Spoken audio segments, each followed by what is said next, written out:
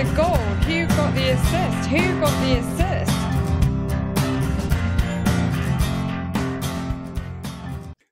Hello, so you can feel the excitement, can't you? The dribble of managers returning to FPL has now become a veritable stampede as our phones have lit up with questions, queries, theories and advice. Admittedly, 75% of those notifications were about what to do if you have unlimited transfers and a free hit.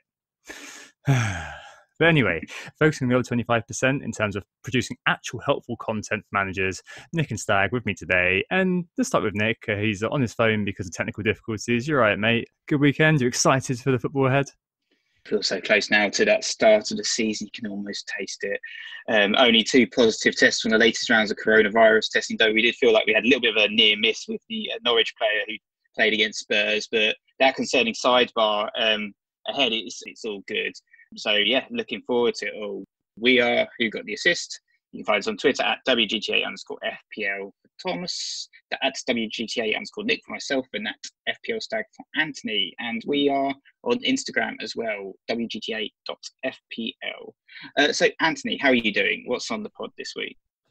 Well, lads, good to be back on again. Looking forward to Wednesday and all of the football and the overdose that is to come over the next few weeks. This week, obviously, it's different because we actually have football around the corner again. No more Sunderland Until I Die or talking about matches deep into the future. We are here.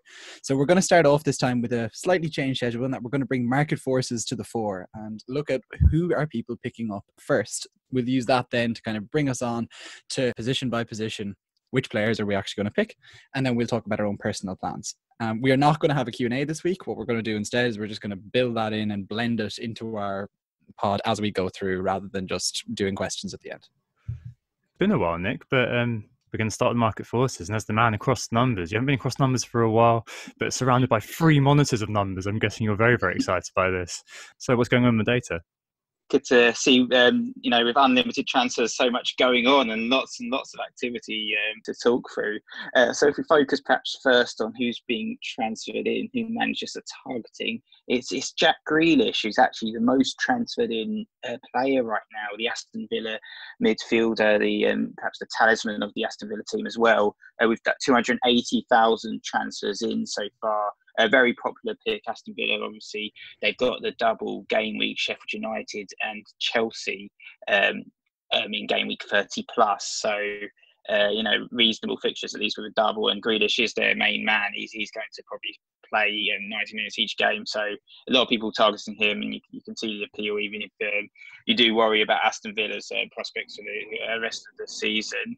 Otherwise, it's Sergio Aguero. He's having a little bit of a renaissance. He's perhaps one of those picks that we've all got these fond, nostalgic memories of him scoring and everyone, hat tricks for our FPL teams and everything in the past. A very nostalgic pick for many managers. So he's second most transferred in player with 225,000 transfers in at time of recording. So Grealish and Aguero most transferred in players, but otherwise you've got Marcus Rashford, 200,000 transfers in. Perhaps not one for game week 30 plus. They've got the tougher game against Spurs, but after that Manchester United have a really nice run of fixtures. So a lot of managers perhaps thinking to the future there with Rashford. And rounding up the top 5, we've got De Bruyne, 180,000 transfers in for the Manchester City midfielder. Very understandable, those are without him, bringing him in obviously with the Manchester City double and just being fantastic over the course of this season. And finally it's Dean Henderson, actually.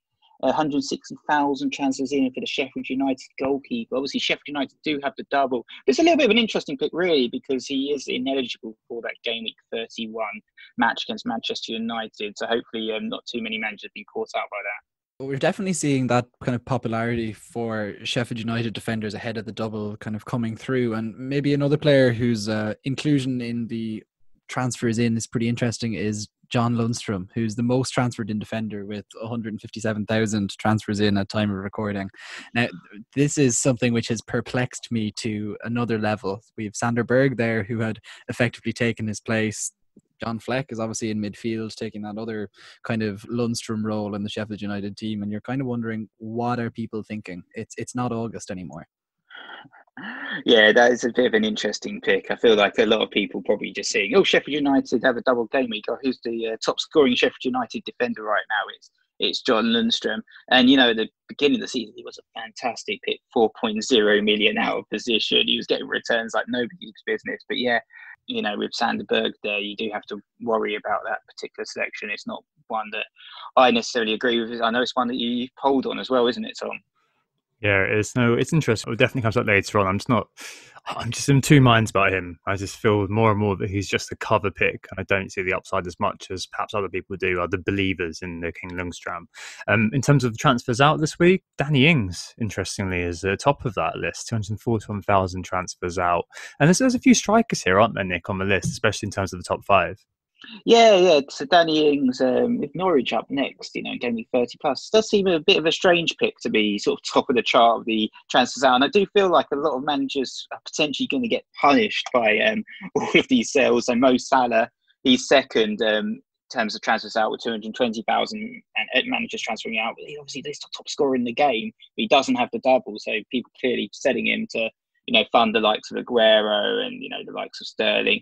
But otherwise, yeah, as you said, lots of forwards being sold heavily. Calvert-Lewin of Everton, Jimenez, another player seemingly being transferred out for no real reason other than the fact he's not got a double. Very strange one, I think that is. And Jamie Vardy, top scorer in the Premier League this season, also being transferred out. So a lot of odd players perhaps being transferred out, but it just shows sort of the energy in the market and people focusing on the double and the allure of unlimited transfers being too much for some perhaps. Yeah, certainly an interesting set of characters on both sides, and you put a little thread out earlier on, didn't you, Nick, about what you think may happen during the proper season. What were your predictions?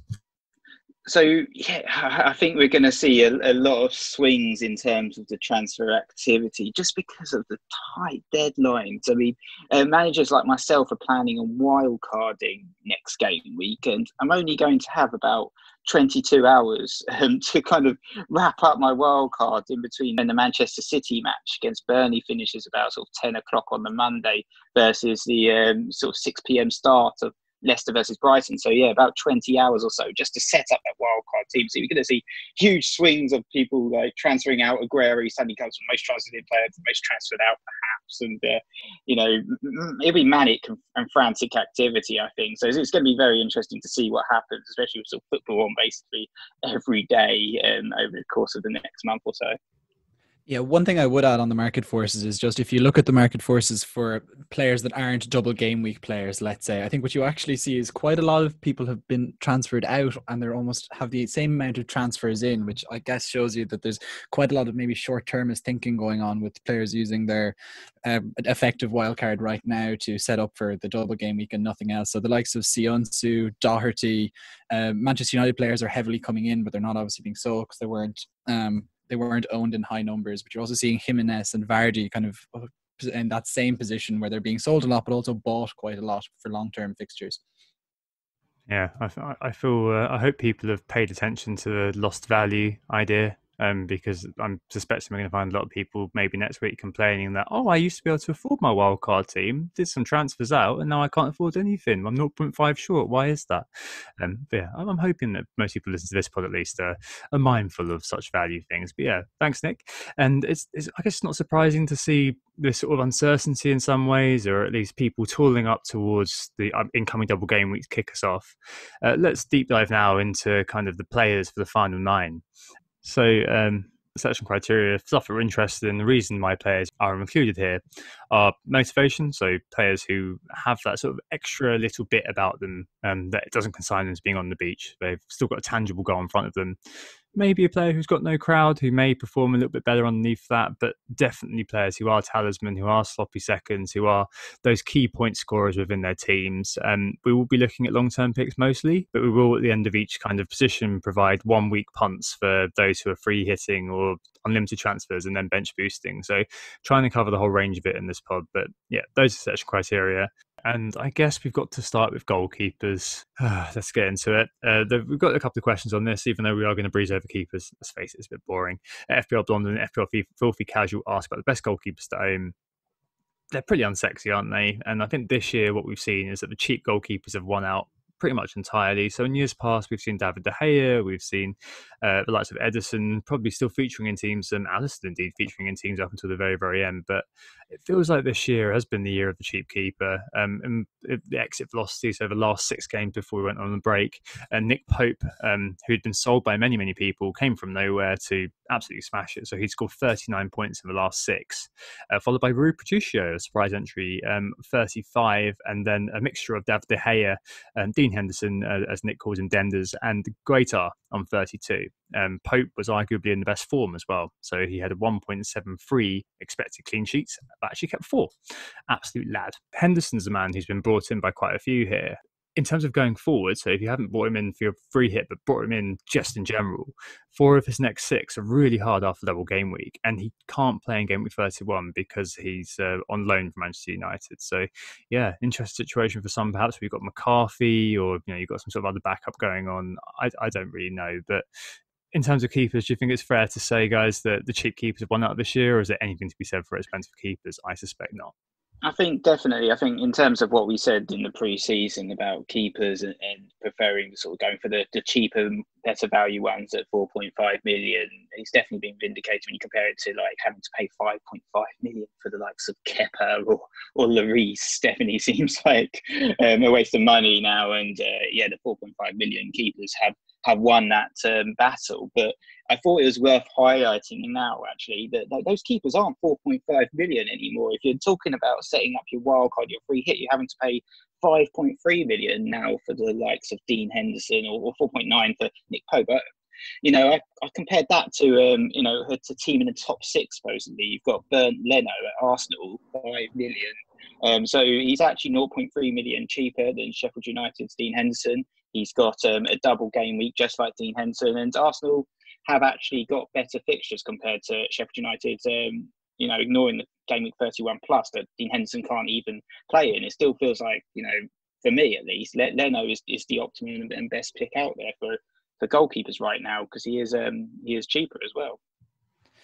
Yeah, Nick definitely echoing that there. And that's, I guess, brings us on to the double game week, doesn't it? And that's something that desperately seeking Dusan, or Alan, as he's better known to us, was asking us, as a straight pick between keepers for game week 30 plus, Dean Henderson surely wins out over Leno, so says Alan.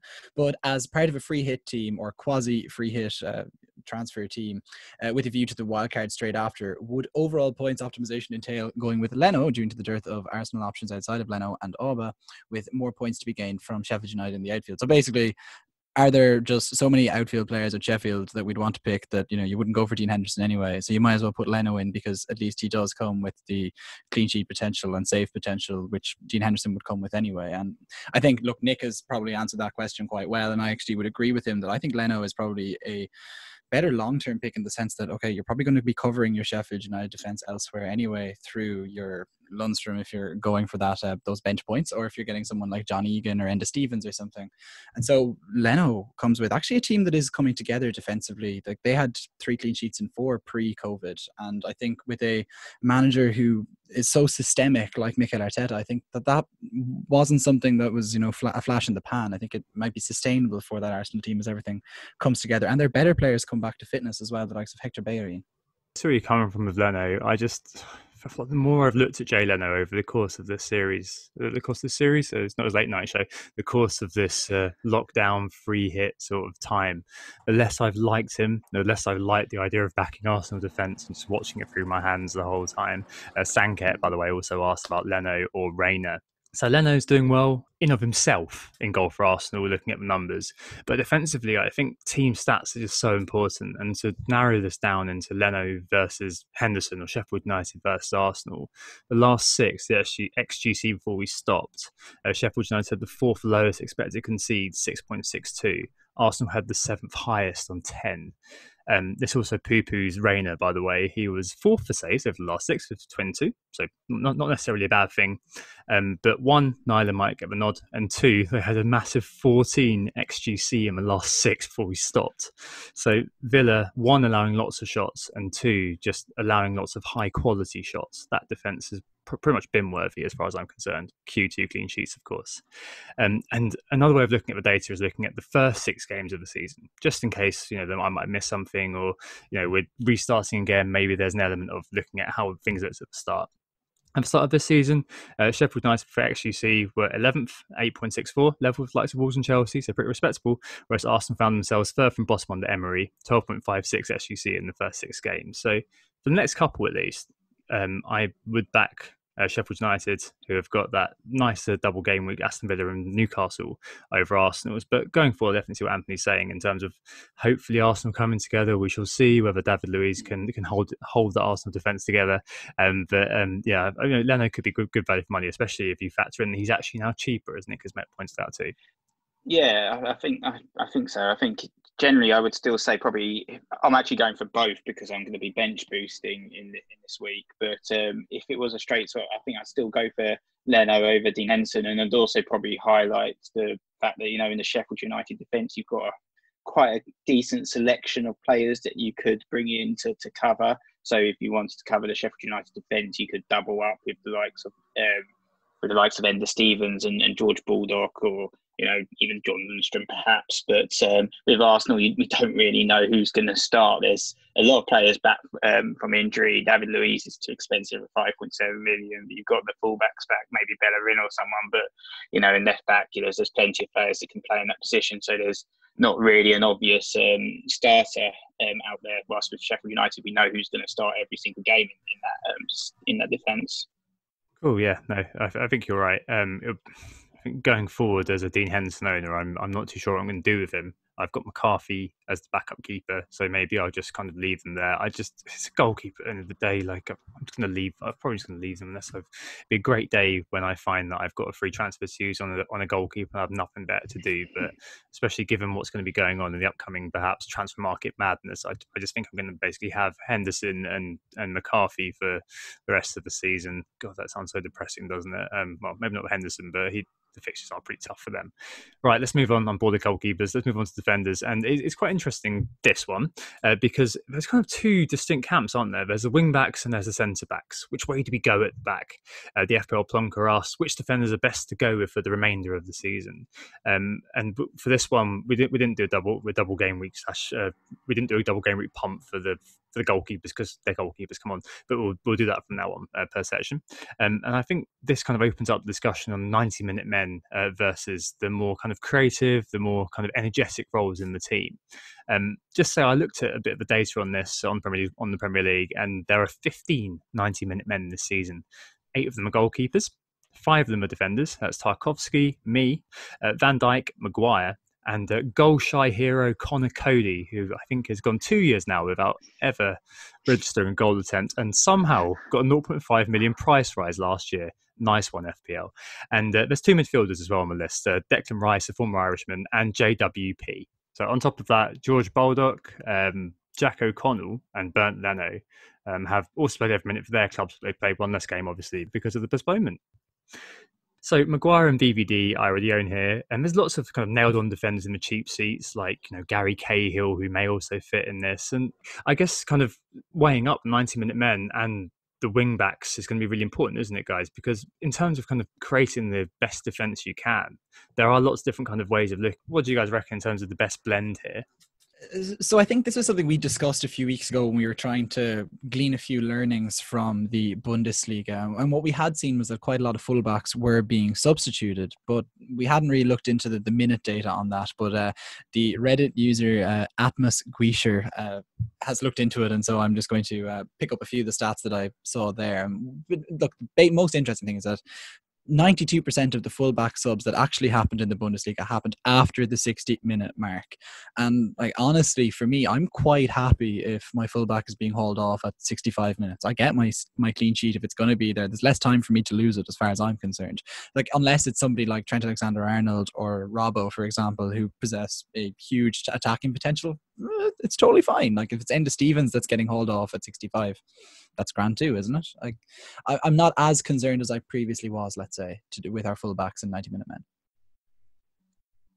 Yeah, I think that's an interesting point to note that we were worried, obviously, with the fixture congestion, these game weeks coming thick and fast, and the additional substitutions that have been given to managers, that we might see, these early substitutions. But the analysis from the Reddit users are very interesting in terms of, giving us perhaps a little bit more reassurance that these fullbacks won't be substituted often. I think that when it comes to that sort of battle between fullbacks and centre backs, fullbacks tend to have that higher point ceiling, don't they? When you look at the sort of historical records and how it's gone so far this season, how sort of the top 8 scoring defenders, it's like ignoring Lundstrom for a minute, only 2 of them are centre backs. It's all fullbacks, and that's mainly because often, they're the ones sort of creating chances and also getting inside the box. So those attacking fullbacks like Matt Doherty and obviously the Liverpool defenders, other guys like previously Leighton Baines, but Luca Dean, for instance, at Everton. These players are quite exciting to watch. So I've always kind of preferred to pick the fullbacks over the centre backs as perhaps a slightly more sort of sexy option. Yeah, definitely. I can't think of anything more exciting for you, Nick, than the 2 centre backs holding it out in a 0-0 draw, dear me. I can imagine that sort of thing that gives you wet dreams. But anyway, moving on to some numbers here. So top 5 point scorers in defence before the pause. Unsurprising names here. So Matt Doherty was top, TAA was second. Wan-Bissaka and Maguire. I did have mentioned that United were the form team before the game paused, 35 and 34 points respectively, and Romain Saiss was 5th with 33. But those 2 key men, the wing-backs, really, really important and really just ridiculous numbers, actually. TAA was bossing the XA, Doherty was bossing the XG, and Doherty also had the most touches in the box. And at the start of the season, I had a look too. Lundstrom was in the first 6 games had the most points scored, followed by TAA, and then 3 irrelevant players in terms of Vestergaard, remember him, Peters and Pereira, who is sadly injured. TAA again had the highest XA and XG, and TAA in general just wow, okay, yeah, this guy can cover your Liverpool attack, I think. One stat that I picked out, which is a lesser seen stat, is entries into the box. He's had an astonishing 420 of these throughout the season. That's 168 more than second place Luca Dean. And the ratio in the final last 6 games is absolutely stupid. So he had 107 entries into the box in that time period. That's more than double the player who was second, Van Aanholt, with 44. 95.5% of minutes played as well. Great data. I think he is probably a good pick, and Doherty is probably a good pick. Doherty is probably a good pick as well. So both of them, I think, are probably the 2 supreme wing backs. And you probably hear me struggling with pronouncing that guy's name. I'm just going to call him Dot from now on, just because I'm very upset at seeing how much Anthony's wincing at me trying to do it. I never felt as self-conscious performing in that, saying a name before. Yeah, I have both Matt Doherty and Trent Alexander-Arnold in my team, keeping that in mind. Just one thing that I maybe should have gone into when we were talking about the substitution stats is that, of course, rotation is another issue that we're going to have to keep in mind. And that means that players like Marcos Alonso, whilst they have unbelievable stats and everything points towards him at least getting 60 minutes if he does start, just is there the consistency there? So whilst he is an explosive player with the high ceiling, as Nick was talking about with fullbacks, the problem is that will he play every week? And so I think maybe Marcos Alonso is one of those key players that has come up in debates over and over again. And for me, the answer is, as per usual, it's clear as mud when it comes to FPL that if you think a player is going to be subbed early, or you think they're a serious bench risk, then you just have to expect the 1 pointer that's going to come your way maybe once every 5 game weeks. And if you think that you're willing to accept that for someone like Marcos Alonso, who could get 3 attacking returns in 1 game, everything going well, fair enough. So yeah, those wing backs probably the best ones. Think about our selection criteria. Those ones are probably the ones we're going to major on. There's 90-minute men. There's like Maguire as well that worth looking at. Man, that's very, very nice fixtures. Maybe Saiss as well if you want someone in the cheap seats. But yeah, I think my key tip as well, if you've managed your team and it's looking quite good, or you're transferring in quite a good team, I wouldn't tinker with that defence too much, to be honest with you, because I think the midfield and the strikers are a place where, 1, there's going to be a lot of kind of rest and rotation, so you may need to move to fit the times. And 2, it's probably just, I think it's probably just a better use of your time and better use of your transfers to be looking at those sorts of higher ceilinged individuals, especially if you've got the likes of TAA covered. A couple of cheapers just to mention as well before we move on. One, Gary Cahill. He had the most shots in the box over the last 6 and the most touches in the box with 17 then defender. And a bit of a motivated name as well. Jack Stacey at Bournemouth, a random one, 4.3 million. He had the highest XA over the last 6 game weeks. 3 chances created, so good quality chances, 4.3 million. Just to mention one man's name as well, John Lundstram. So yeah, he's an interesting character, and he's definitely appearing in a lot of free hit teams, and we're going to give our free hit punts in just a minute. I mean, he was 5th for XG in the last 6 before the break, and in terms of free hits, I think a lot of people are either including him because they love him or including him for cover, which would be the case in my view. I did do a little kind of poll on this earlier on. I asked people which of these best describes Lundstram on Twitter. Is he an also including your team, a cover pick, or yesterday's man? And the majority of people, 46%, said he was yesterday's man, in fact, which is quite interesting. But it does imply that 54% of people are including him in their teams, either as an also include or as a cover pick. So quite a divisive character, I think, Lundstram. And how have we come to that critical juncture with him where you've got people who are just hoping for or hoping against the return? Would you guys put him in your free hit teams? He's in mine at the moment. He is divisive because we don't know if he's going to start, and I'm not going to want to pick a player for the free hit if I don't have confidence that he's going to be in the starting 11. And what we saw from sort of when Sander Berge joined Sheffield United, unfortunately John Lundstram wasn't part of that starting 11. So that's my concern. And at 4.9 million, there's some other options in the Sheffield United defence that I'll get onto in a second. The problem with Lundstram is that so many people are going to sell him and only get about 4.4 back. And if you're happy to spend 4.4 to get potentially just 1 point, fair enough.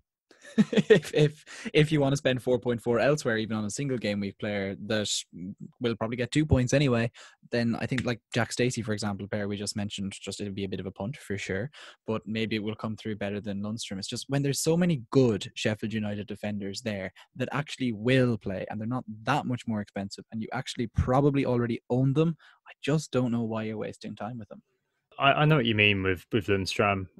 So I mean, I've had Ender Stevens, Baldock, and perhaps Henderson as well. I've been moving towards a triple up today in my team, and I did put Lundstram in there. I was speaking to FPL General about it, and the reason he's there is basically the same reason Cunaguero is there in my team. That's because it's very difficult to live through another Lundstram all over Twitter. I just don't know that I'd be able to live with myself if I saw that. The same with missing out on the Cunaguero party. I've missed so many of those. Obviously, I've said that I'm going to try not to be as negative or as fear-led. With those two, I do feel like there's an element of that, and I'll just probably spend tomorrow thinking about it. But I do think at the moment I might include Lundstram. Yeah, I think it's definitely an interesting debate there on Lundstram. Obviously, if you did own him at the start of the season, then there's no point selling him because you lose that sort of 0.5 million you've accrued, and you could have that one final week and another sort of nostalgia pick like Aguero. But yeah, moving on to sort of our double game week tips and punts, as Tom alluded to earlier, we're going to give one each on each position: defence, midfield and attack. And Ujan, so he asked us for some punts, and FPL Fairy as well asked us which player we're most interested in, even if we don't own, so we'll give one each position. And FPL DC also asked us if we're overlooking the single game week punts. So for my defensive punt, it's still on the Sheffield United theme, as I hinted. I've actually gone for George Baldock. It could have easily been Ender Stevens, to be honest. He's 4.1 billion more expensive, and Tom did a very interesting PTP on him in the pre-season, highlighting his attacking prowess. But George Baldock, he's been a 90-minute man, hasn't missed a single game. He's been critical to their success all season, and as well as the 10 clean sheets, he's picked up 2 goals and 4 assists. So he can offer those attacking and defensive returns. They've got this double game week against Aston Villa and Newcastle, so why not? I think he's a great pick. At least I prefer him certainly over Lundstram. Yeah, no, I like Baldock. He's in my team. And did you know that Aston Villa have conceded more chances on his flank than on Stevens's? So that's why he is in there. Stag, what about you? I think of the double game week players, I think Hector Bellerin is just the most interesting. Just as an Arsenal player that actually gets forward, should play at least one of the 2 games. You'd hope the 2 games. He's a more interesting player than, let's say, if you're going for a punt, then it's him. But I think still, if I was going for an Arsenal defender / clean sheet points, I think Leno is still the option I'd go for. Yep, certainly makes sense. I think if I'm going for a double player, it would probably have been Baldock. Indeed, he is in my team. But I want to give a quick word to Jack O'Connell. He was fifth for XA over the final six, and he's actually third for entries in the final third so far this season. So that kind of what the hell they call the overlapping centre back thing definitely coming into play in terms of the data. And Doherty. Yeah, I think even though only got a single game week, I think that's probably really important to have that sort of mixture of single game weekers and double game weekers. And I think Doherty does do a very good job there. Doherty does a very good job in that. How the fuck I say that, seriously? Which one do you prefer? I personally love Doherty. Yeah, great pick. Doherty. Doherty. Yeah. I don't know how to say it. Doherty. Doherty. Doherty. All right. Yeah, that one. Apart from O'Connell, I think Doherty is my man. I think Doherty is my man. I can't say it. Sorry. Oh, it's so funny. It's like it's actually like I think you just can't put the I just can't sound. do that. I can't do that sound. Da. Like I'm trying to think where. Da. Da. Then her. Da her. Doher. No, you don't really have that. You don't really have that sound in English. You just immediately sound like you're trying to play an Irish accent. I know that's the bad thing. Doherty. Doherty. I love a man like Doherty. He's one of my favorite players. He's not from Northern Ireland. It's hard. But aside from Jack O'Connell, I think the man from Wolves, whose name I can't pronounce, Matt Doherty, is probably the guy that I'd like as a punt. I know he's not a double game weeker, but they got that fantastic game against West Ham. I think that West Ham, if you think about motivation, are in that mire. They will have to go for it, especially at home. And that probably feeds quite nicely into the hands of Wolves, doesn't it? And with the stats that they were posting and the stats that Matt D was posting in particular before the season was postponed, I think that he perhaps is my defender pick for this. Yeah, like the thing with Matt Doherty is you feel like as well that the sort of spaces that he exposes are those in a defense that isn't well trained, for example, and where the gaps appear, just to go with the easy commentator parlance.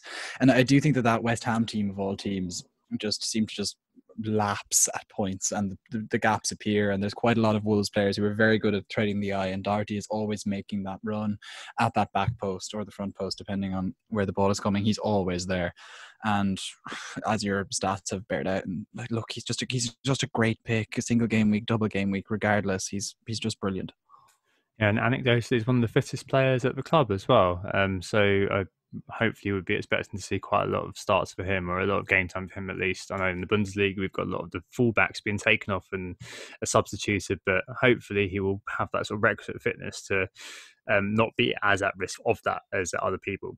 Right, let's take a break there and we'll go on to midfielders after this. Who got the assist? Right, it's the midfielders, and let's just dive straight into it, shall we? The Liverpool midfielders, so many questions on this week. Thank you very much for all of them. Sorry if I don't read your name out as well. I did get an awful lot, but hopefully I have tallied everyone in here. FPL JMO asks if they are worth keeping, both long-term and for the double. FPL Elf echoes that and says he's got value tied up in Mane. Abel asks if it's worth Salah and Mane. Storm Legacy and Martin H asked if we get rid of Liverpool, when do we get rid of them, and can we even agree that that's a good strategy? Jeff Wah asks if the kids will get a run out, and Tom Campbell asks something very similar as well. And I guess in terms of them, and also in terms of Kevin De Bruyne, I think there's a really interesting sort of debate here, because are these players kind of legacy piggy banks, and is their sale, one, advisable, and two, the route to kind of having a final 9 or a final 8, whatever it may be, focus squad? See, the thing for me is that every time anybody tries to sell these players, they're punished. I don't think you're going to see Liverpool take their foot off the pedal for quite some time. I know there are quotes from Klopp talking about giving the kids a run, but okay, maybe they miss 1, max 2 games in this final run. And it's not like Liverpool have the Champions League to be preparing for anymore. So what they want to do is like secure golden boots, secure huge points tallies, and make sure that there's no asterisk beside this Premier League victory. And so, like, of course, if you have both of them, that limits your ability. And I'm not sure if going with both of them is something that's possible. But which one have you the most value tied up in of Salah and Mane? I'd keep that one, for example. And KDB, as you say, Tom, he is in the same boat. And especially given that there's a double game week, I'd be keeping him for now. But maybe going forward, given he's not a primary goal scorer in that team, in the sense that Mane and Salah are, there's a justifiable risk there that you could sell him and bring in Aguero, Sterling, even the likes of David Silva, Sane, the lesser players there who don't quite have the reliability or the price tag that De Bruyne has, but still are outstanding. I think starting on De Bruyne, because perhaps it's slightly more contentious.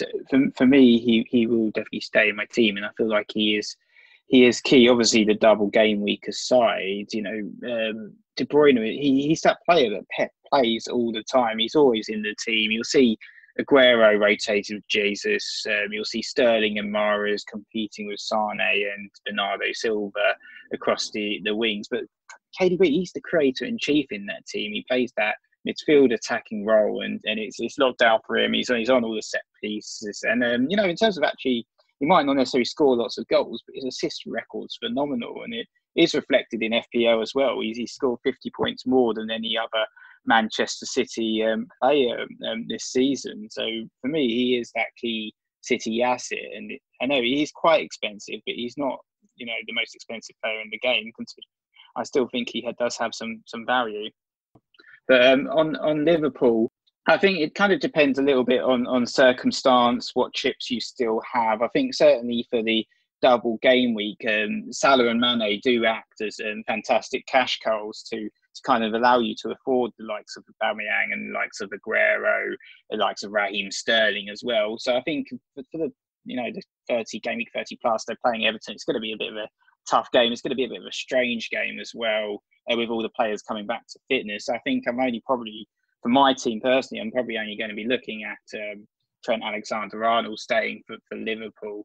But for the rest of the season, I certainly can't see myself going without either one of Mane and Salah in my team, and potentially one will come back in on that game week 31 plus wild card that I play, because their fixture run is really good. They are, there's always talk about him potentially playing some of the youth, but I can't necessarily see it happening. I still think that Salah and Mane will be getting plenty of game time, and they'll be playing 33 to 35 to Aston Villa at home, Brighton away, Burnley at home. They've got some very, very nice fixtures coming up, which you can see Liverpool dominating it, and those guys getting plenty of attacking returns. So I certainly think they have a lot of value in FPL still, and they are two of the best players in the league, and it's the best team in the league as well. Yeah, no, I think you're right, and I think that every year we kind of think, is it time to sell these guys? And as Anthony said, inevitably the moment comes where a few people do sell. People think, it's time to get off. Trent this year, remember that? Some idiot sold Mo Salah before Bournemouth the year before that, remember that? And you do get hurt by these teams, especially with Liverpool as well. Like, we always have that kind of, is rotation going to kick in now? Is rotation going to kick in now? We always have this debate every year, and it's amazing the amount of people who jump off before it becomes a problem, if that makes sense. Like, I just kind of get the feeling that you're going to have a Wilson and Fraser situation from last year against Huddersfield, where these players are going to come back to bite you, especially in terms of Liverpool. Man City, I don't know. I think Kevin De Bruyne is basically the only one I consider keeping, but there is the case, especially if you have a wild card, that game week 32, when Man City play Liverpool, could be a very good excuse to bin the likes of Salah and KDB. And if you aren't particularly doing well, if you're not looking to protect your position, but looking to push on, looking to chase, looking to move up the rankings, looking at those players who are more appropriate for the back end of the season, be it those the talisman that we've spoken about, or be it moving the money around so you can afford different players elsewhere, perhaps that could be an option for people. I don't think. It is obviously a very kind of downside protection sort of thing to hold on to these players, but could there be an avenue to gain unique points by being brave enough, in inverted commas, to sell? Like, are we paralyzed by the fear of going without? Is it just Goops Bram FOMO here, Anthony? We could do this every game week of the season. It's not just because the season is restarting and Liverpool are effectively champions that we're talking about this. And I feel like you just should keep one of Salah and Mane, and until that problem is a problem, as you say, Tom, I don't think you should get rid. And with KDB, double game week anyway, you can't go without him. Longer term, I think, as we've said, there's justification for it, but at the same time, he's the safe option in that City team. Ugh. I'd be afraid personally, and I'm zagging as hard as I can, and even I won't do that. Fair enough. But I mean, let's have a look at a few players who perhaps are of importance, a few talismen. The first one, Richarlison. So a few decent fixtures for Everton towards the end of the season. He's actually had more headed attempts than any other player all season, interesting enough, with 21. And he's gelling very well with Dominic Calvert-Lewin in that kind of front two that Everton are now playing. I no longer have like my big problem with Richarlison, but I'm not going to bring him in because now it's Everton.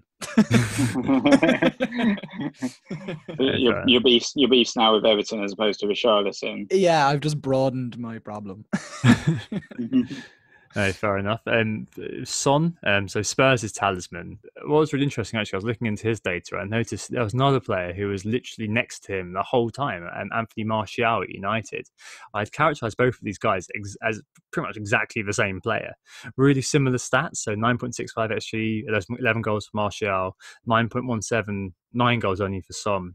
30 and 29 shots on target respectively, both on exactly the same number of points, both played OOP, and both have an element of the unknown going forward. So Son has got Kane back, the whole band is getting back together, and Martial, the band is forming behind him for the first time, so Pogba, Bruno, Rashford, both really interesting, I think, signings potentially, especially Son. I think he kind of fulfills 8.8%, I think his ownership was last time I checked. Maybe it's crept a little bit now, but he is the apex of that sort of player who, we mentioned it last week, has been injured, may have been forgotten about by a few people. Certainly this week against Man United, I would be less sure of bringing him in, but he does have West Ham at home in game week 31. He's certainly on my radar. Yeah, like they're selection-wise, there are issues with both of them, and that with Martial, you're just not 100% certain that he's actually going to be a starter every week in that United team with the likes of Greenwood and then the triumvirate that you mentioned already, and a whole host of other attacking midfield options that could take his place. And then with Son, you will remember under Mourinho initially, he had quite a lot of defensive responsibilities on the wing, which curtailed his opportunities to get into the box and score, and he was taking quite a lot of shots from outside the box.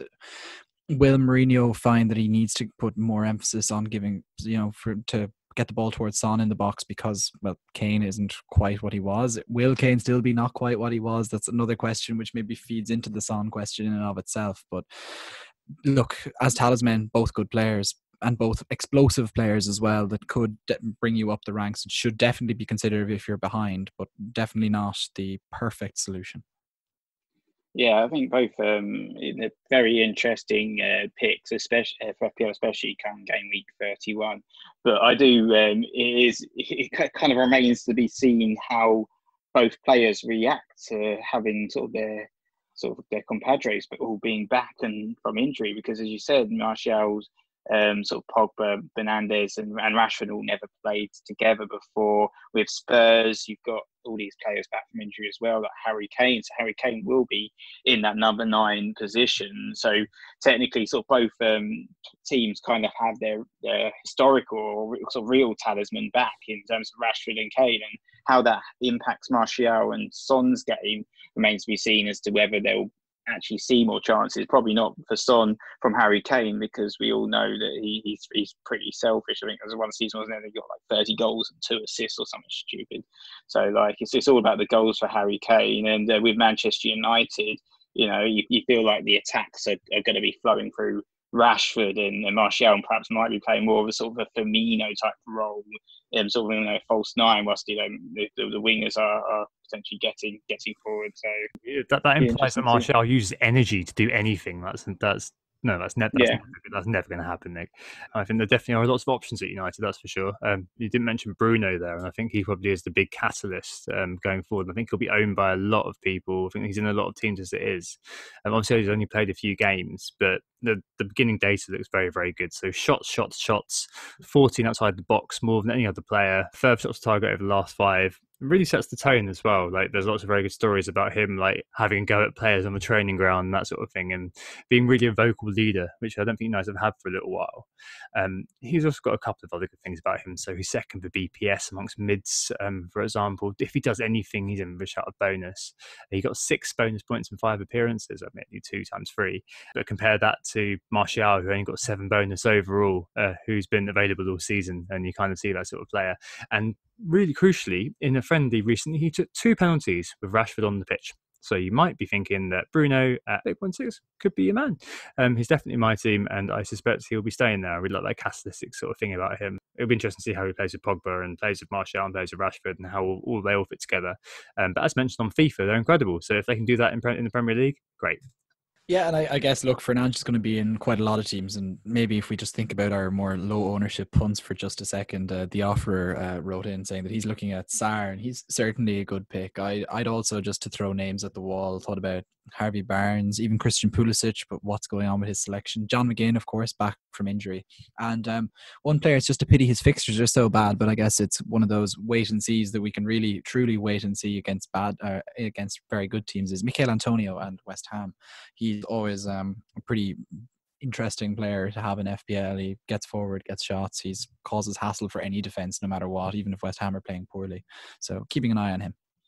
Cool. And there's also a few others, like the offerer mentioned Sarr as a player to have a look at. So 22 points in the last 3 game weeks pre-lockdown. Admittedly, that was an explosion in the Liverpool game, so in very surprising circumstances, perhaps. And in terms of double game week, Jack Grealish. So obviously the Villa talisman, but his wheels really had come off in the last 6 games before we went on break. He'd just scored 13 points in that 6. Villa in general were not in a good way, but nonetheless, Grealish has scored 20.8% of their individual points, double that of next highest, who's El Ghazi, and he's third for XA in below 8 million this season. Not looking too bad in terms of XG as well. He looks like the guy basically who's going to make something happen for Villa. It may be worth thinking about, and I suspect Nick, looking at the transfers and looking at everything, he's going to be in basically everyone's team, isn't he? So maybe he's a downside sort of cover pick too. Yeah, definitely. I think he's certainly not sort of a punt. He's a player that's very, very popular. I think in terms of another sort of cheaper asset that's out there that probably, perhaps he's a pick of yesteryear, but I still quite like him as an option, is Mason Mount, only 6.2 million. He's performed very, very well in terms of the underlying stats. All over the course of the season, he's actually 5th for all midfielders with goal attempts over 68, and he's actually played more minutes as well than any other Chelsea midfielder this season. So he's been pretty key for Lampard's plans. And Chelsea have some really, really nice fixtures up until the end of the season, starting with sort of Aston Villa away, which you expect them to perform very well against. Then after it's Manchester City, but then they've got a really nice run of West Ham, Watford, Crystal Palace, Sheffield United, Norwich. So could be some returns in there for the young Chelsea man. I get Mount, right, but I just find him so boring as a pick. Like, it's like basically going to McDonald's and ordering a hamburger. Like, it's the most boring thing you could include in a free hit squad. That is, like, even Abraham's a cheeseburger. And basically, if I did get a Chelsea player, I played with Abraham this week, played with Alonso this week. Don't trust either is going to be in the team, but Abraham may be more trust than Alonso. But if I was going to go for a Chelsea player and I was really taking a punt, I'd go for the 20 nuggets with Szechuan sauce, Pulisic, 0.5 XG per game. No Cho due to ostensibly an injury. So maybe you'd be assuming that Pulisic will keep out one of the OAPs and start. Hasn't been seen for a while, obviously, due to that injury. But no, perhaps we could see Mount play on the wing. I think that is how they lined up in a friendly. Either way, I don't know, just Mount, I've looked at him a few times. People have said him to me, etc., but he just feels so boring for a free hit pick. He really does. Like the hamburger, vanilla milkshake of free hit picks. Just not for me. I have a serious objection. I think given the amount of knocks that Tammy Abraham takes, he's surely the veggie burger in this. Maybe the filet of fish because he's so flaky. I don't know why you're so anti Mason Mount. Surely Willian he's the boring old hamburger. No, he's a soggy chip, isn't he, Mason Willian? He's the new one on the menu, isn't he? He's a new player to the Premier League, doing very well in his maiden season. I don't know. Maybe it's just FPL has warped my mindset so much, but because he was in everyone's team at one point, going back to a player like that just feels so bloody boring. But one person I do want to talk about just before we move on to the double game week punts, and this also ties into my double game week punt. So, hey, 2 birds, 1 stone plus a segue. Brilliant. It's Raheem Sterling. So, highly owned by dead teams. Perhaps hamburger, but also hamburger dipped in Szechuan sauce with some chips on top, because he's my free hit buy and he's also going to be my captain, I think, for the double game week going forward.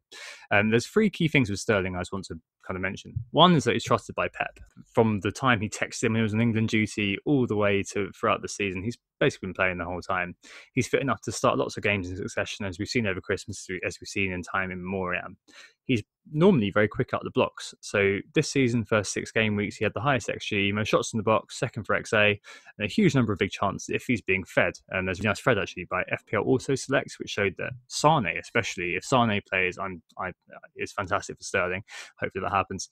But he also has the second highest XG overall behind Salah this season. And the third thing that really recommends Sterling in terms of both the free hit and maybe going forward as well is that he's a luxury differential.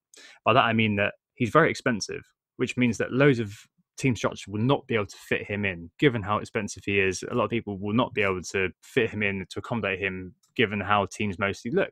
So you have kind of a really aggressive pick, but it's not going to be as highly owned, be it in the free hit or be it in the bench boost or be it in the teams going forward. And I really like that. I really like the fact that a lot of his ownership is going to be dead. So it's going to be a very, very tiny portion of engaged managers, just given the teams I've seen, who are going to have Raz in their team. For me, he'll be my captain. He looks like just too good an opportunity to turn down in terms of a differential captain. And I think that he, even though Mahrez is outscoring him, I do think that he is ripe for a return. And I think that he may benefit as well from there being no crowd. I think he may be one of those players who is in need of a bit of a reset, in need of that sort of time to bring himself back to what he's good at. And I'm hoping that he'll be scoring those tap-ins for fun once we resume. But yeah, I'll definitely be captaining him on double game week. Well, almost definitely. So I've actually gone in terms of a double game week punt. I've picked the same team as you, Tom, but I've actually gone for Riyad Mahrez as my double game week punt. So yeah, 8.5 million. You know, he does represent fantastic value. Obviously, he is a rotation risk, as we all know, but with a double game week, you know that Mahrez is probably going to get some game time. And when he has played this season, he's been fantastic. He's notched up 7 goals and 10 assists from 1,382 minutes.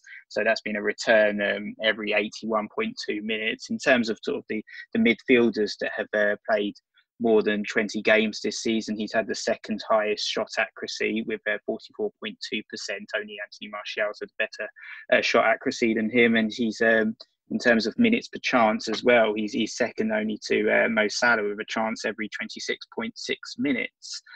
So that's excluding Ross Barkley, who's played 13 games. That's the midfielders who played more than 20 games. But still, that's some very impressive stats from Mahrez. And I think he also represents a very nice differential. He's got very low ownership as well.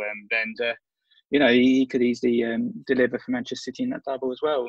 So I think perhaps I'm probably not going to have the space for Sterling in my team, wanting to get Aguero and De Bruyne and Aubameyang. So Mahrez sort of fits the bill as another sort of City attack coverage. Yeah, it proves my point, doesn't it? But Sterling's a great luxury differential because you can't fit him in. But yeah, Mahrez would be my number 4 City pick, if that makes sense, with Laporte being the 5th guy behind. Stag? My double game week punt was Mason Mount. Nick has already outlined all the stats. So where we're not sponsored by McDonald's, he's, I think, the double cheeseburger of this, and that, you know, there's the safety of the choice that you know what you're getting. Reliable, always there, but still has a bit of taste, and there's a chance that you're gonna have, you know, really, really enjoy it. You know, there's just enough variety there, and I'm pretty happy with it. You know, that Chelsea team, you could be getting all of your Szechuan sauces that you want with your all sorts of wingers that may play or may not play, or you can just have Mason Mount, who just always seems to be there no matter what, and it's just perfectly good. And it's against Villa. Yeah. All right. I mean, if I get drunk later on and then put him in, then that's the perfect time to have a double cheeseburger, or go to McDonald's in general. I haven't been to McDonald's sober for, I can't remember the last time I was to McDonald's sober. So maybe I need to get drunk on Tuesday night, put him in, and then I can at least square it to myself that it was a drunken Mackie D's.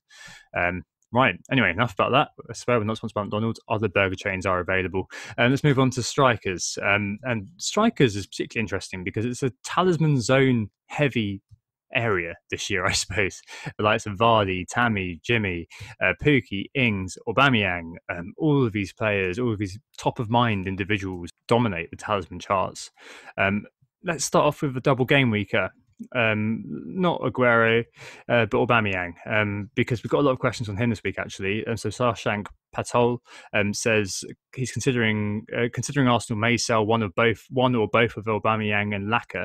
Is there a possibility Arteta will play them both extensively to drive up their price, something like that? So May couldn't be a better choice than Alba in game week 30. And Samantha Natkar asked if anyone's of interest at Arsenal other than Aubameyang, citing Lacazette or Nketiah. I am not interested in anyone other than Aubameyang for Arsenal. We'll see what you guys think in a second. There's lots of stat stuff out there that I've seen this week on why you shouldn't include him, but it really does have a whiff of overthinking confirmation bias without knowing the results to me on Aubameyang. It feels a bit overthinky, and I think there's a couple of kind of key positives with him. One is that FPL is about choosing the best player in the situation that you're presented with. Aubameyang knows where the goal is. He's got that proven goal scorer, talismanship, pedigree. He's got 2 games, not just one. And if he was a single game weeker, then definitely I'd go with Jimmy or something like that over him. But with 2 games, with the pedigree and with the ability to score in a stats-defying way, to look at the stats and be like, oh, Aubameyang's a bit rubbish because his stats are X, Y, and Z. It's to misunderstand Aubameyang, I think. 2 games means is a logical addition to me. And the other reason is downside protection. So, yeah, you may not like cover at all. And I'd say that 70-30, I think, don't overthink it, choose best players is my kind of key reason for buying him, but it's nonetheless true that the high ownership for him, especially in the engaged base, means that any contribution will hurt you unless your picks really work out. So I think those 2 reasons, Aubameyang is just a bit of a no-brainer include. If you really need the money, then perhaps put it elsewhere, but on this double game week or in the unlimited bench boost or in the free hit, I doubt you're going to need the money that severely to legitimate removing Aubameyang. So yeah, I just think just put him in and forget about it, to be honest. And if you do own him altogether, the next 2 fixtures are Southampton and Norwich. So, yes, notoriously unreliable, but if we boil it down to fixtures as an indicator of performance, you couldn't ask for more. Yeah, I'd agree with everything you said there on Aubameyang. Actually, I would probably put him out there as my current captain pick. I love the fact that, with Manchester City, there's so much threat of rotation and who Pep's going to play and who he's going to pick. In terms of Arsenal, Aubameyang is just so critical and key to their successes that he's a club captain. He's definitely going to be playing. He's going to be playing pretty much every minute as well. And since he's joined Arsenal as well, I don't think any other Premier League player scored more goals than him. So he is a proven goal scorer. He's got a proven track record in the Premier League, and he's a top class player. And great run of fixtures as well after the game week 30 plus. So for me, Aubameyang is very key to the success. I think we got asked a question actually about Lacazette, didn't we? And FPL Crate Digger asked us if there's a case for Lacazette and Jesus over Aubameyang and Aguero, highlighting that they actually did better in the reverse fixtures this season. But I'm not really too keen on this idea, to be honest. Personally, I think picking Jesus and Lacazette, it feels quite Riker-ish to me in terms of picking that second top forward as opposed to the first one. And, they are actually both expensive assets in their own right. Individually, sort of costing a cool 9.4 million and 9.6 million. And if you wanted to spend the extra 2 million on Aguero and Aubameyang, you'd be getting players that have scored 33 goals combined compared to Lacazette and Jesus, who have only scored a combined 16 goals. So I feel I'm not too keen on it, to be honest. I feel like it's a case of chasing a differential that could easily, very, very easily, blow up in your face. And especially with most teams captaining one of those double A's, and to perhaps extend the battery analogy, it feels like when you buy a cheap alternative to Duracell batteries and then they only last a short time, instantly causing you that regret. I find that question very interesting, which was talking about Jesus and Lacazette. So it's like that's getting a salad at that point. To go back to our fast food references again, it's like there's going to be so much sauce on the salad that you're getting as much calories anyway in terms of the value that you have to put out. So you just get the good striker. Like, why are you wasting time and overthinking getting these Riker picks, as we put it? So no, okay, sure, they did better in the reverse fixture, and yes, they will have. Every dog has their day, but personally, I think when you're free hitting, especially, you need to pick the best players. As Tom says, like, FPL is about picking the best players for the situation that is in front of you, and I think Aubameyang is consistently one of the best strikers in the league. There's serious inconsistency to his consistency. I will agree that, you know, sometimes it's very hard to predict him, but when there's a double, as again Tom said, I think you just have to put him in there. When it comes to Kun and Jesus, look, Sergio Aguero is absolutely brilliant, but I feel that for so many people, the choice is going to go down to Aubameyang or Kun Aguero. And the thing is that Aguero is just so much more expensive than Aubameyang. And for me, I think that's a pretty important thing for people to keep in mind, is that 0.7 could do an awful lot, let's say, for your defenders or for your fourth or fifth midfield option. So with that in mind, I can really see why people would just go for Aubameyang and spend elsewhere. And Jesus, like, no, like, you have nothing to say that he's going to get the game time that you require him to have to merit the value. Not for me. I think it'll be interesting to see how they set up. Definitely Pep premiered having Kun Aguero up front and Jesus on the wings alongside Sterling at one point.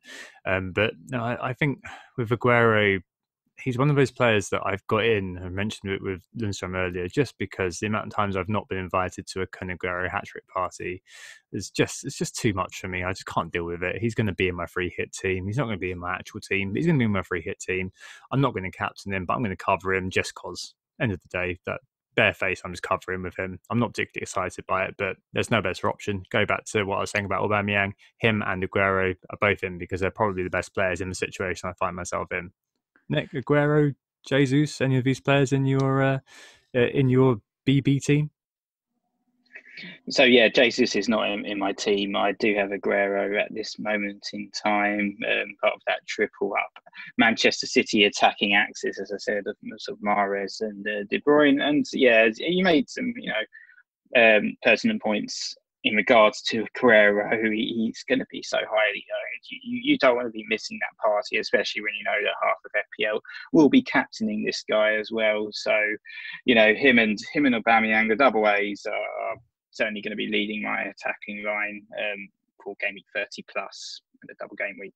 Aside from sort of, the premium strikers and the teams of the double game week, there's a few other talismanic strikers as well out there, isn't there? We've got the likes of Pookie, Jimenez, Ings, Jamie Vardy, perhaps Tammy Abraham, as well. So there's quite a number of options out there. And for me, actually, Raul Jimenez is the one that's going to be staying in my team and being the third striker on my bench boost. So, I was quite surprised personally to see that he was being sold so heavily as part of the market forces, because I think he still is an absolutely fantastic asset in FPL.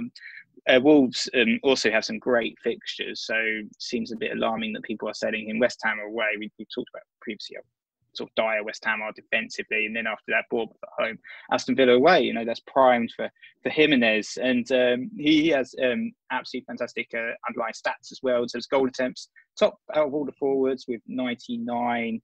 He's also a creator in chief as well, 42 chances created and 6 assists. So it's not just the goals that he's producing, but he's also assisting his teammates. So I think Jimenez, at least out of the the third striker choices, is the best choices. There's a few others out there as well. Neil Maupay perhaps as another little differential pick. No, fancying a little bit of a gamble. Arsenal defence notoriously bad. No. One thing to keep in mind about Jimenez, and it depends on which baby philosophy you subscribe to. But, Raul Jimenez, his girlfriend is 8 months pregnant, and it looks like that's coming any time now. And given how congested the fixtures are, it's very likely he might miss one game for that, depending just on how things fall. But then he might celebrate it by scoring a goal too. So that's what I'm on about with your FPL beliefs when it comes to babies being born to players. Another talisman striker that we mentioned there in the introduction is Teemu Pukki. Now, of course, look, Norwich have an awful lot to play for, and they're not relegated just yet. But the problem with Pookie is it's two goals in the last 11 games before the lockdown, and it wasn't looking good with Pookie, and it wasn't looking good for Norwich in general. And so when you have good old cousin Todd in midfield there at a cheap enough price, and who, like, from an FPL perspective, from a value perspective, let's say, is just as good a pick. Not for me. But one player who is definitely being overlooked, I think, is the top scorer, oddly, in the league, Jamie Vardy. Like, he's obviously had his chance to rest, and I think this is an issue that Leicester were encountering before the lockdown. It's something we were discussing, was the fact that they just didn't seem to have the legs anymore, and Vardy wasn't getting the opportunities as a part of that the midfield weren't creating as many opportunities for him as they had earlier in the season. Now, they did then go and beat Villa 4-0 in the final game before the lockdown, kind of putting pay to all that. But I think that with Rodgers having them all geared up, having been watching Netflix's Best over the course of the lockdown, and I think Vardy still chasing that golden boot. Remember, that's something he's never actually won. I do think that he's someone who's being overlooked to maybe a dangerous extent, especially given like it's Watford and then it's Brighton as well the game after. Yeah, there's definitely a bit of a ghost to Christmas past Vardy, I think. So a lot of people in the engaged community, I'm assuming, have sold, including myself, and I think we've all sold, have we? I think going towards the back end of the season, being re-energized, and as we've said, having that individual motivation is going to be really, really important with him. And don't forget, he did have that humongous goal drought, didn't he? An absolute craze between game weeks 19 and 28, and indeed he came off the bench to score that brace against Villa. He didn't start that game. Remember, there was a last minute sort of controversy about him not playing. I think there was a controversy about him not playing versus Norwich because he picked up a knock, right? And then he came off the bench against Villa to score. God, it feels like ancient history, doesn't it? But like towards the end of the season, they do have a few tough fixtures. They've got Everton away, Arsenal away, Spurs away, and Man United away. But there's this kind of great kind of double edge with Vardy, where in the past he was slated as being that guy who performs very, very well in the tough games. So you got that. On the other hand, you got this year he became flat track bully supreme, could not stop scoring, against the likes of Brighton, against the likes of Crystal Palace, against the likes of Southampton.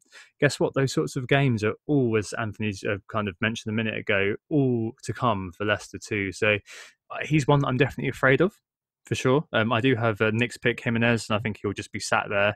I've got Dominic Calvert-Lewin actually as well, who was on absolute fire towards the end of the break. Towards the end of the time before we had a break. He was under Ancelotti, just doing incredibly well. I don't know whether I'm going to be able to fit Vardy in. Basically, I really wish that I could fit Vardy in, but I just don't think I'm going to be able to. I mean, Nick, do you have any plans to fit Ratface in, or are you just going to have to hide behind the sofa every time he's on? I don't really have any plans to fit him in. I mean, if he goes and bags a hat-trick against Watford, I luckily have the liberty to kind of potentially look at bringing him in on my wild card in 31, but no plans, at least for the game week 30 plus. He's just that little bit too expensive, isn't he, at 9.7 million? I think if I was to bring in a Leicester attacker or a Leicester midfielder, it'd probably be Mr. Harvey Barnes, who netted that lovely hat trick just before the break that Stag is wincing because he's reliving yet again when we were recording the pod last time. Yeah, muscle memory there about Harvey Barnes. I went for Perez. That's the issue there. Yeah. Always the issue with Leicester, isn't it? Certainly. There are a couple of players, just to kind of reel back round to a few of the strikers that we have kind of glossed over. I think it's just worth mentioning a little bit more. So I gave lip service to DCL, Dominic Calvert-Lewin. Like, he was the form guy before we went on break, as I mentioned. 66% of his goals have come under Ancelotti. So he's been really playing well under the new Meester. He's gone from basically goal shy to goal Larry. In the last 5 games, 800% of his shots. So he had 17 of them were in the box. He was top for both measures. Second highest XG, the most big chances. Loads of chances being created by Richarlison. So very, very nice kind of double with him for the Toffees. And 6.5 million, just a ridiculous price, Calvert-Lewin. Also 6.5 is Pookie, as Stags mentioned. So Pookie at the moment is in my free hit team. I'm not sure I would own him going forward. But he does have a range of good fixtures that are coming up. There are 2 home games in a row, actually, 3 of the next 4. Southampton, Everton, Arsenal away, not something to worry about. Brighton, Watford and West Ham before the final 3 games that were more difficult. Pookie, last 6 have not been very good. As Anthony mentioned, there's 2-11, I think it was. Not a good record. But at the start of the season, don't forget, he scored more points than Canaguero in the opening 6 games, 49 points. And he was also third for XG in that time frame. And he is the talisman king. So 33.6% of Norwich's attacking points are scored by that guy. Obviously, Norwich have less attacking points than the likes of Man City, Liverpool, etc., etc. But against Southampton, I quite fancy that. I think that maybe the break will have done Norwich a bit of good. You never know. And I think that he at 6.5 million is probably a nice inclusion. I do wish I could have Tammy Abraham though. I'm a bit worried about Giroud and how they lined up Chelsea in the start. So Pukki is probably the inclusion in my free hit. Yeah, maybe a quick point on Pukki before we move on to maybe more important players is that Daniel Farke is a manager that seems to be very good at setting up a team to win a certain game, or, you know, to develop a new game plan. Let's say how they beat Man City earlier in the season. And I think that this game for Norwich coming in against Southampton is crucial for them. They're right now they're 6 points adrift. If you can cut that down to 3 points adrift, or to 3 points adrift of safety, all of a sudden Norwich are no longer looking like relegation fodder, and they could very quickly climb up the table. So this is so important for them, and so from a free hit perspective, actually quite a good player. Yep, certainly. I think one last forward who we haven't mentioned as well, who's back and definitely needs to be considered. Well, I think we mentioned him briefly actually in market forces, is Marcus Rashford. And before he got injured in sort of game week 22, he was having his sort of breakout season, having netted 14 goals, picked up 5 assists, with the gang back together, or the gang never having played together before, but finally being complete. Rashford, surely he needs to be considered quite heavily for our team. So 8.8 million. He's not extremely expensive, is he? And after that Spurs game, United have just this incredible run of fixtures: Sheffield United, Brighton, Bournemouth, Villa, Southampton, Crystal Palace, West Ham, Leicester, up until the end of the season. So I think certainly for me, he's probably going to be one of the first names on my team sheet come game week 31 when I do pull that wild card. But surely you guys must be considering Rashford as well. Yeah, as somebody who's going to be locked in with this team for quite a while, not free hitting, and without a wild card, he's currently sitting in my draft team. And I guess if we're to go back to our motivation discussion previously, like Manchester United have the top 4/top 5 with Man City's appeal to play for, and they have the fixtures to boot, and they have this triumvirate there who were already creating quite a lot of chances. And now I think really this is Rashford's time to shine, and it's all really well teed up for him. And just given how explosive he's already been earlier in the season, I think he's a very important pick for people. Yep, certainly. Returning from injury, differential potential. He is, of course, reverse out of position, Rashford, often stationed on the left. That's not really hurt him too much. I mean, admittedly, he has had a few penalties that have gone into his 14 goals. But, I mean, when he was injured in game week 23, he was top amongst forwards with shots on target. He's also a very good bonus hog, is what I noticed about Rashford. So he got 26 bonus points in 23 games. So a very nice ratio there. If he does anything, you're looking at just getting into that bonus, which can help you if you're captaining him or something, or so on and so on. Just wonder whether he's going to have the requisite match fitness, because he's been returning to play, which I'm quite glad that I'm on free hits. I've got at least a week to assess and see how he's looking, see if he's back up to speed. I suspect he's going to get a lot of 60s and 70s, but he did have a back injury, didn't he? So that's probably one that you want to keep an eye on. Cool. Whistle Stop's tour of forwards done. Let's talk about quickly our double game week tips before we move into what we're doing for the next week. So who wants to go first? Anthony? Yeah, for me, I think if we're a free hit team looking at maybe a single game week player, I think Timu Pukki would be the one to pick, or potentially Callum Wilson would be another interesting pick for, I think, a team that are, I think, one win away from kind of kick-starting and moving away from this mire that they're in at the bottom of the table. That, one win brings them up to 15th. That's huge, and from there they can really kind of carry through. And Bournemouth's fixtures are quite tough as well, so this is a fixture that they really do need to win if they are to pull away. Forgotten man. Nick? I didn't go for a double game week player either. I decided to pick a single game week player, and I decided again to go against the market forces and pick the most transferred out player right now, which is Danny Ings, because they've got a really, really nice fixture against Norwich. Norwich sort of have the second worst goals conceded record in the Premier League so far this season with 52. And Danny Ings, in terms of his underlying stats, he's had probably his best season so far in the Premier League. And I think it was a run of ridiculous. I think he went on almost like a Jamie Vardy-esque run of scoring every game. And with 15 goals to his name, he's become Southampton's talisman. And I think he's another quite nice differential pick for this week. Yep, one of those players who could bite the sellers, punish the sellers, indeed. All right, well, you guys have both picked both sides of a single game week coin, that Friday night game, Norwich-Southampton. I'm going to go for double game week, why not? So I've seen some Samatta love out there, but I just want to ask, what's the matter with McBurney? Oh, lols. So Villa conceded a lot of chances from set pieces, and Viali Consalves says that he's seen many teams with Fleck in their team, but might be best to have McBurney instead. So anyone who saw me tweet earlier on this morning before I overthought it during the course of the day would have seen that I had a weekend at McBurney's penciled in, and this is at the behest of my friend Matt Bernardo's Maldonado, who's been singing his praises. Over the last 7 games, he started every single game at McBurney. There was an Athletic article on Billy Sharp written by Richard Sutcliffe, and he suggested that the Blades attack is basically McBurney +1. He's a record signing. There's 2 games, and his data's not that bad. So the last 6 games, he's had 15 attempts, all of them in the box, 6 on target, and he has an attempt every 34 minutes. He's also doing pretty well in terms of headed goal attempts. So I've mentioned Villa conceded a lot of their chances from set pieces, and at Newcastle as well conceded a lot of headed goal attempts. This guy's 0.3% owned with no widely owned alternative. So a very, very juicy little pick for a double game week. And one very interesting fact is that over the last 6 games before we went on break, his XG was 3.22, but he scored nothing. So is he underperforming? Is he just rubbish? We don't know. At 5.7 million though, why not include the Scotsman McBurney, even though he doesn't like Scotland very much, does he?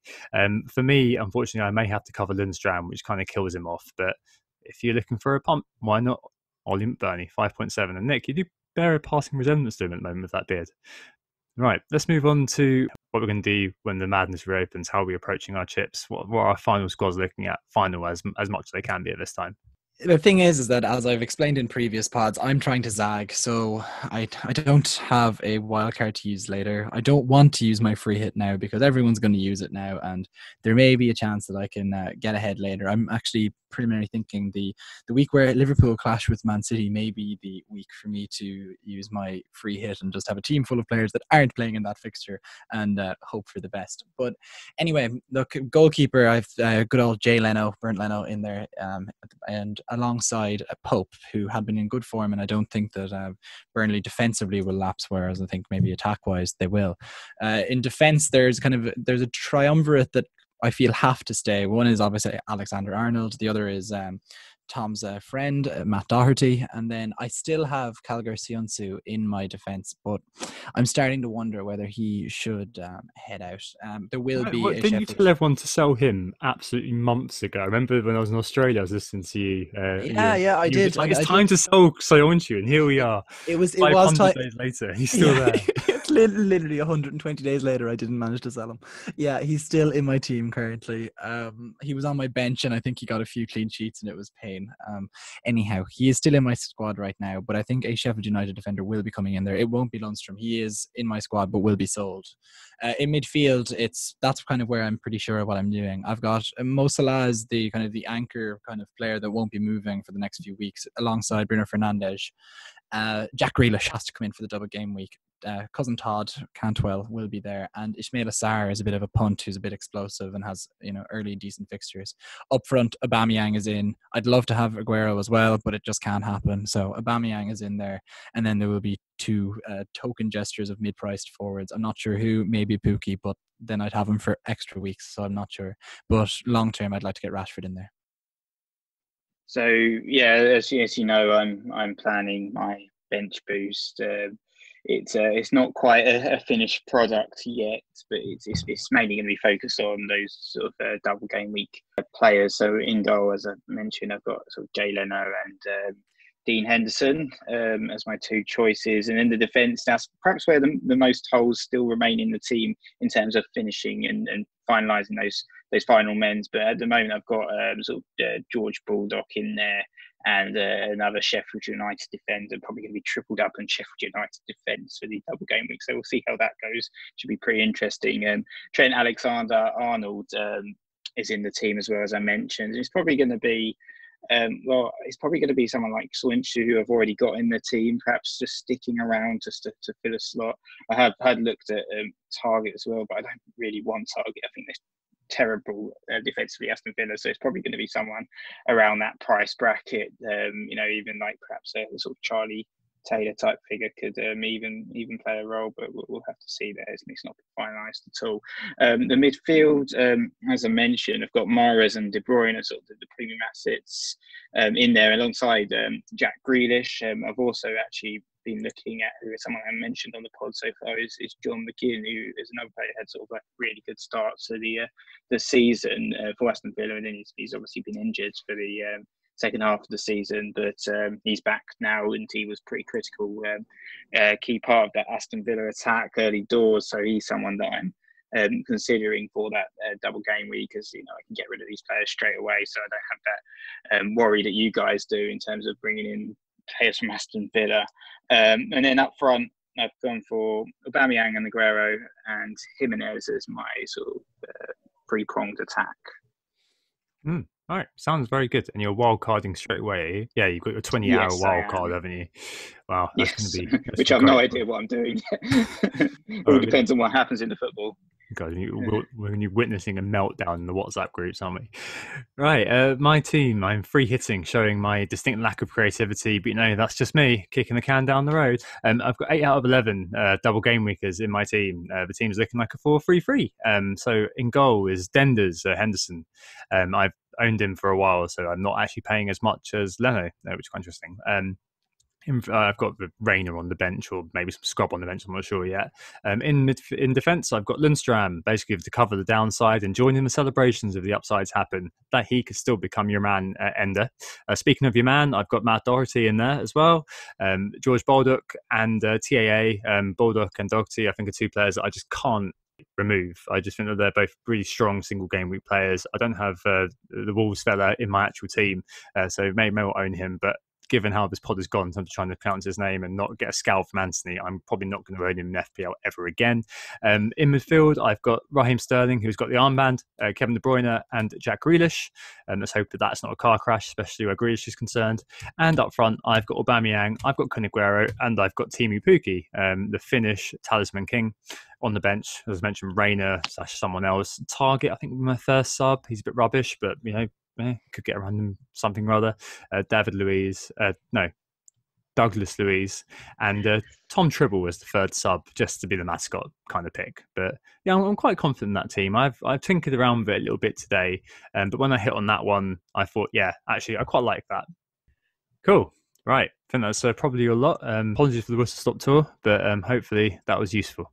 Good to kind of bounce ideas off you all and to hear about which player is which McDonald's meal. But of course, we were who got the assist. If you like what you heard, just a reminder that the voting for the Football Content Awards is still open. So we would really appreciate if you could vote. You can head over to footballcontentawards.com/2020-voting. Or on Twitter, there's a selection of words that you can tweet, which you will find elsewhere online. If I say it here, it's too unwieldy for you all.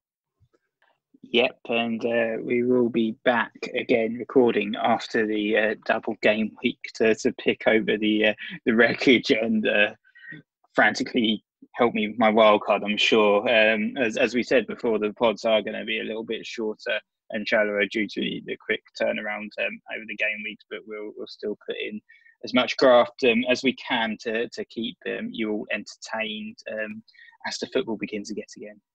Yeah, that's likely to take the format of market forces and key issue and then kind of questions. So that's it. As Nick said, quick turnaround, but hopefully we'll be able to rise to the challenge of having to do 2 podcasts a week. Maybe won't be as deep in terms of the themes and things like that, but hopefully we'll be able to identify and bring our own WGTA spin to these issues. As Anthony said, remember the FCAs. But overall, we hope to see you pick your team for the double game week / going forward, and see you after the double game weeks. Best of luck. Stay safe. Right. Goodbye. Oh, it's a goal. Who got the assist? Who got the assist?